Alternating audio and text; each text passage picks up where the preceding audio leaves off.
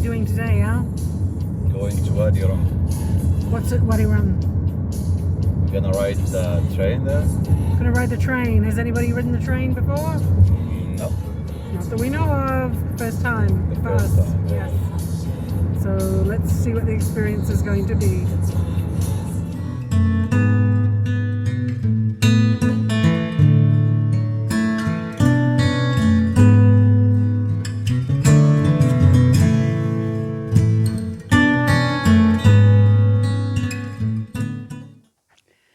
So I've arrived at the meeting point for the 1916 train ride. The message in the emails that you get sends you to a hyperlink, which is just off the Dishash Road, which is just off the Rum Road. And you just feel like you're in the middle of nowhere because you are. But just over here is the railway line, which is a small gauge railway line, which is the Hijaz railway.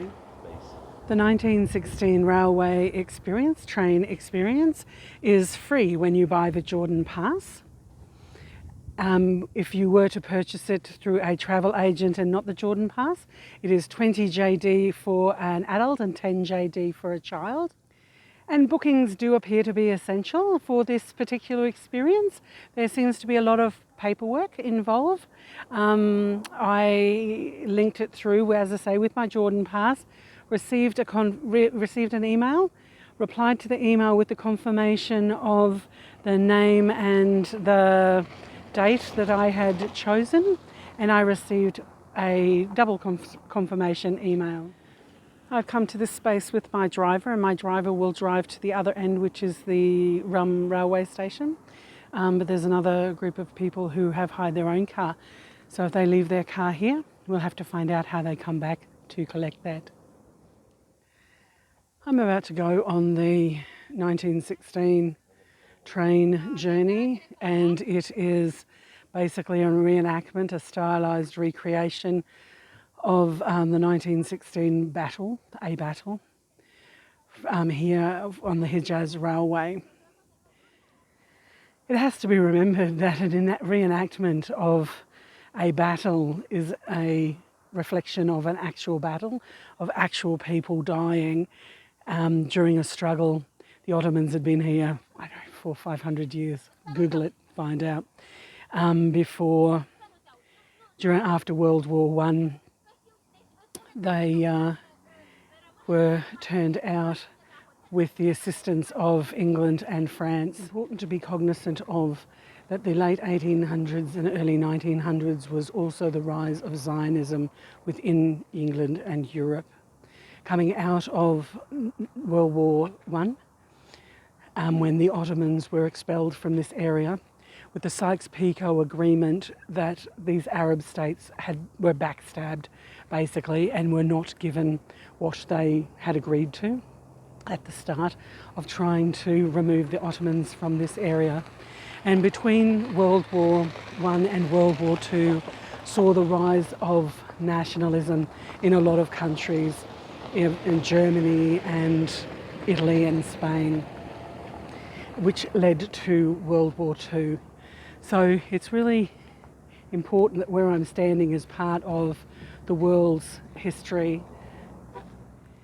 The current borders and politics of this time were actually generated around the time of this World War I conflict. So I'm hoping that this doesn't just glorify conflict. I hope there is some reflection on the actual meaning of this particular conflict, not just Disneyfying something that was such a catalyst that structured today's modern society. And now, 80 years later, the world seems to be going in a similar direction with the rise of the right.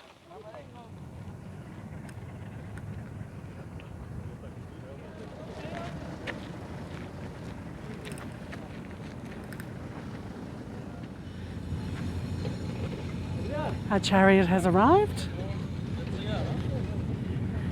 We are gathered and been given our numbers. I'm number 39. We're about to hop onto the train. So the train is flying the Turkish flag because we are the invaders, we are the Ottomans, and we're about to be removed from the area. So there is actually a warning about noises, so there's lots of gunfire. So if you're a bit sensitive, maybe this isn't the ride for you. It's open seating, so I've decided that I'm going to sit here on the transport carriage, and other people have gone into the passenger.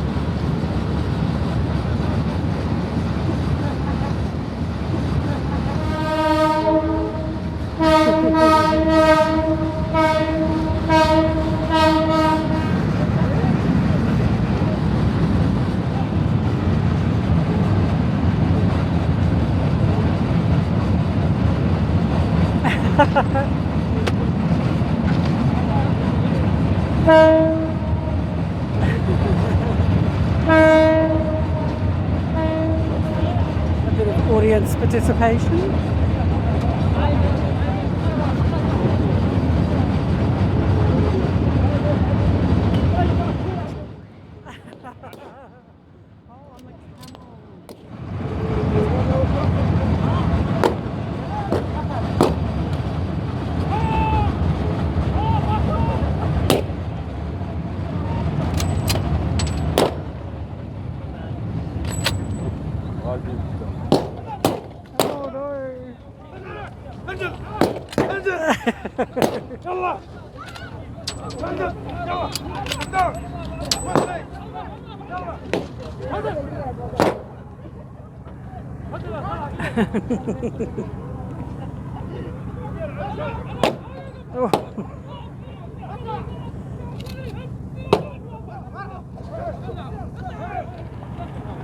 Yay!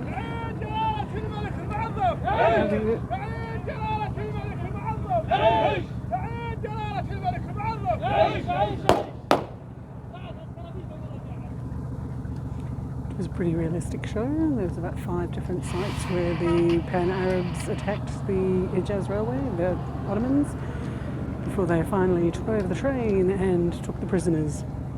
So it took about 35 minutes, 40 minutes for the train ride and the reenactment, and we were on the Ottoman train. And now for visitors to get back to their cars, there is jeeps to go back from the railway station. So that's a small overview of the 1916 train ride at Wadi Rum in Jordan. Stay safe, everybody, and happy travels.